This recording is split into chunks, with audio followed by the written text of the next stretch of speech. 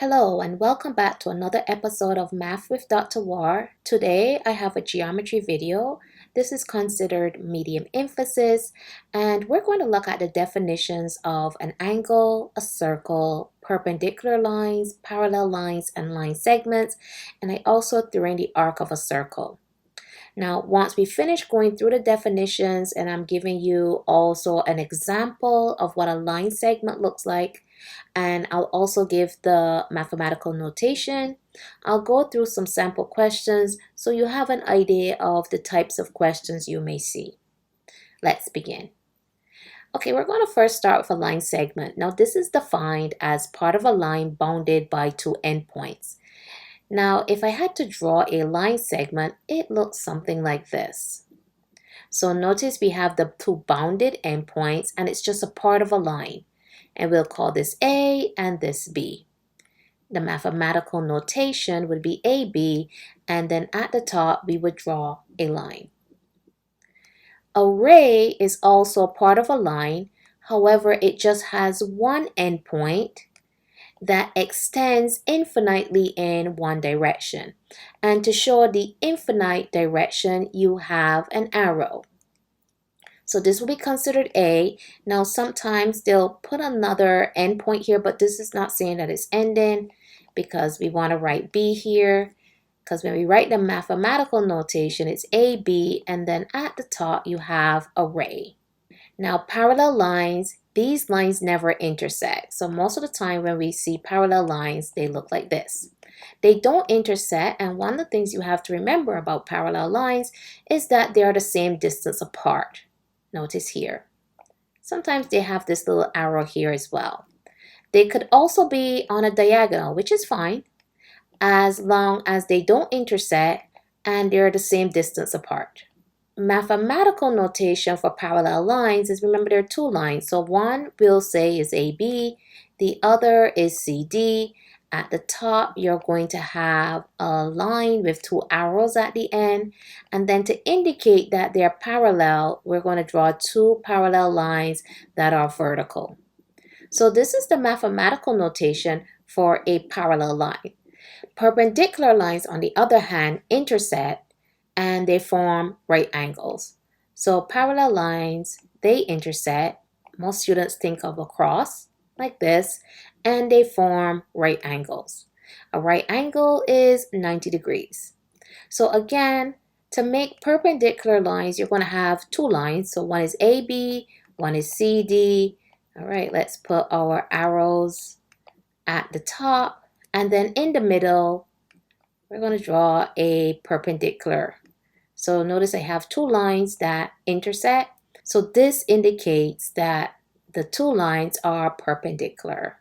Next, we have an angle. Now, an angle is formed when you have two rays. Now, we know what a ray looks like. Again, it's part of a line with one endpoint that extends infinitely. So basically, you just have two rays that are connected together. So they share the same endpoint. And that's how we get an angle. Now, that endpoint is considered your vertex. The mathematical notation for an angle, usually if we call this just A, then you have A and you have like a little angle here. So this is angle A. Sometimes they label it. So you have, I should put my dot here and here. So then here, to label this, this would be considered B, A, C. So always make sure your vertex is in the middle. And then on top of the A, you're going to put like a little angle. And that's telling you that your A here is your vertex. Next, we have a circle. And a circle is defined as the set of all points equidistant from the center point. So we all know what a circle looks like. And then you have a point in the center, and then all points are equidistant. So if you go from here, it's the same distance, same distance, same distance. And usually when you have to write the notation for a circle, we write it like this. So it looks like circle A. Finally, we have the arc of a circle, and basically this is just the line segment of the circumference. So we know that when you talk about circumference, it's like you're talking about the perimeter of a circle. So the distance all around a circle is considered the circumference. So it's just a line segment of the circumference. So if I use this circle right here, the arc will be this. So it's just a line segment of the circumference. So this is what we considered the arc of a circle. And here we have our definitions. So you need these definitions in order to answer questions. So let's look at some problems. Consider this number 1.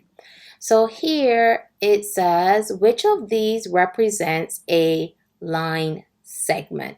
So again, you have to remember that, okay, what's the definition of a line segment?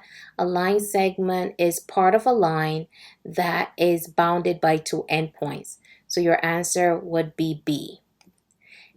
A would be considered a ray. C, notice this will be like a line. And D is an angle. Okay, let's look at number 2. Now here it says points B lies between points A and C, and all 3 points lie on the line AC. Which of the following is, and the keyword here is not true. So they say that you have a line, which is AC, and point B lies between A and C. So here's where B is at. A says point B lies on a segment of AC. That is true. Point C lies on a ray AB. So this can be a ray. Point A lies on the ray BC. So when we talk about the ray, notice they said that it lies between A and C. So A and C would have to be your ray, not BC. So this is our answer. Let's look at number 3. Which figure shows ray EG? So we are looking for a ray. Now remember, a ray is part of a line segment where you have one bounded point and the other extends infinitely. So the best answer choice here would be D. Let's look at number 4. In the figure below, AB, which means that it's a line, intersects line BD, BE, which is a line, and CE. They want to know which 2 rays intersect to form, and here this means angle ABD. Now remember, whoever is in the middle is your vertex. B will be your vertex, and that's what the rays share. They share the same endpoint. To form A, B, and then over here D. The 2 rays that are intersecting would be AB and BD. So my answer is not A. Let's look at B. We have a BD, but that says EC. No. Let's look at C. C has an AB, but our other ray is not EB. Answer is D. Notice that they wrote this backwards. They wrote it as BA, which is fine. And then this is BD. Let's look at question 5. Which lines are parallel? So remember, parallel lines do not intersect and they're the same distance apart. So your parallel lines would be B and C. So your answer is C. Number 6. 6 objects are listed below. Circle all of the objects that could be modeled using line segments. Now remember, a line segment is a part of a line that is bounded by 2 endpoints. Who here in this list might look like this? Is it a piece of paper? No. Remember, a piece of paper is like a plane. So a piece of paper looks like that. It doesn't look like a line. Can we choose a pencil? Yes. What about a basketball? No. A tabletop? No. A piece of spaghetti? Yes, I would choose that. A can of soda, no. Two things here that looks like a line segment is a pencil and a piece of spaghetti. Last but not least, we have which 2 points on a circle cube form an arc. So remember, an arc is a line segment of the circumference.